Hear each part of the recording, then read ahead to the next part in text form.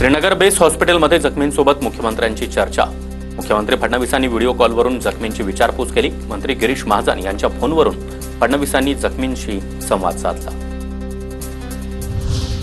पहलगाम हल्ल्यातील जखमी झालेल्या 60 वर्षीय सुबोध पाटील यांची उपमुख्यमंत्री एकनाथ शिंदे यांनी भेट घेतली। मिलिटरी रुग्णालयामध्ये जात शिंदेंकडून पाटील यांच्या प्रकृतीची विचारपूस। पाटील यांनी शिंदेंचे आभार मानले। अटारी वाघा बॉर्डरवर हस्तांदोलनाविनाच बीटिंग द रिट्रीट। भारत आणि पाकिस्तान दोन्ही बाजूंकडील दरवाजे बंद। दोन्ही देशांनी आपापले ध्वज उतरवले। ध्वज उतरवल्यानंतर दोन्ही देशांचे सैनिक हस्तांदोलन करतात। मात्र आज हस्तांदोलन झालं नाही।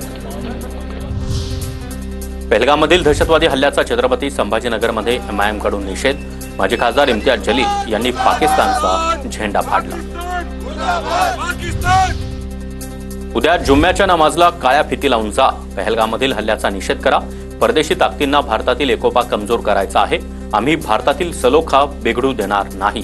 खासदार असदुद्दीन ओवेसी यांचं मुस्लिम बांधवांना आवाहन। काश्मीरमधून पुण्यामध्ये आल्यानंतर रुपाली ठोंबरेंना अश्रू अनावर। सुषमा अंधारे यांनी विमानतळावर रुपाली ठोंबरे यांची भेट घेतली। केंद्रीय मंत्री प्रतापराव जाधव जम्मू काश्मीरमध्ये पोहोचले। जम्मू काश्मीरमध्ये अडकलेल्या पर्यटकांसाठी प्रतापराव जाधव यांनी रेल्वे सुविधा उपलब्ध करून दिली।